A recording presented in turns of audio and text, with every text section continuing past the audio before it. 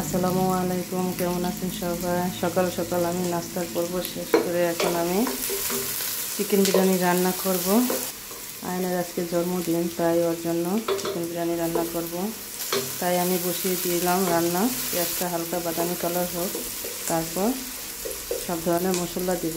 পেঁয়াজটা হালকা ভাজা হয়ে গেছে, এখন আদা রসুন পেস্টটা দিয়ে কিছুক্ষণ ভাজবো পেঁয়াজের সাথে। ধনিয়ার গুঁড়া দিয়ে দেবো, শুকনো মরিচের গুঁড়া, বিরিয়ানির মশলাটাও দিয়ে দেবো। হাত থেকে পড়েই গেল। অল্প করে পানি দিয়ে মশলাটা ভালো করে কষিয়ে দেবো। এদিকে আয়নের তো অনেক জ্বর, আজকে 2 দিন হয় আয়নের অনেক জ্বর। ডাক্তারের কাছে কালকে রাতে নিয়ে এসেছিলো, ডাক্তারে বলছে ডেঙ্গু পরীক্ষা করতে। ওর জন্য সবাই দোয়া করবেন, ওর জন্য তাড়াতাড়ি সুস্থ হয়ে যায়, জ্বরটা ভালো হয়ে যায়। আজকে নেবে আবার ডাক্তারের কাছে ডেঙ্গু টেস্ট করতে।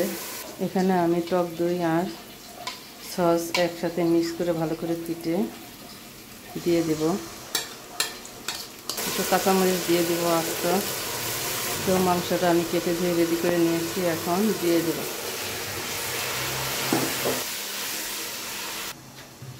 তো দেখি মাংসের কী অবস্থা। মাংসটা ভালো করে কষিয়ে নিয়েছে, কষানো হয়ে গেছে। এখন মাংসটা উঠিয়ে এই পাতিলে আমি চালটা ভেজে বিরিয়ানিটা বসিয়ে দেব। এখন আমি মাংসটা উঠিয়ে নেব আরেকটা পাত্রে। তাহলে আমি এদিকে ধুয়ে ঝরা দিয়ে রেখেছি। এখন এটা উঠানো হয়ে গেলে আমি চালটা দিয়ে দেব। মাংসটা উঠানো হয়ে গেছে, চাল এখন দিয়ে দিব।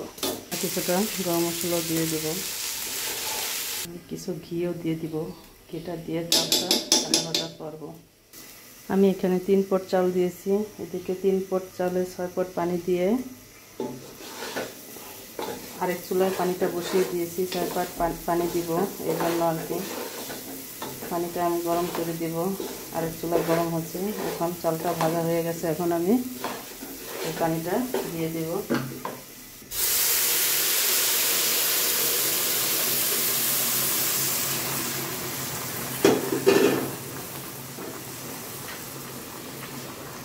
এই আস্ত কাঁচামরিচগুলোও দিয়ে দেব। আমি মাংসটাও দিয়ে দেব।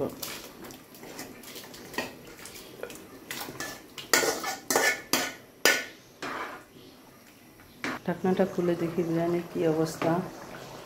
এই তো দমে বসানোর সময় হয়ে গেছে। এখন আমি বিরিয়ানিটা দমে বসিয়ে দিব। নিচে তাওয়া দিয়ে দমে বসিয়ে দিলাম। দেখি বিরিয়ানির কী অবস্থা। এখন আমি একটু উল্টিয়ে দিব। সুন্দরভাবে পারফেক্টভাবে ফুটে গেছে। এখন আমি ঢেকে রেখে দিলে হয়ে যাবে, আর কিছু করতে হবে না। উপর দিয়ে আমি আর একটু ঘি দিয়ে দেব।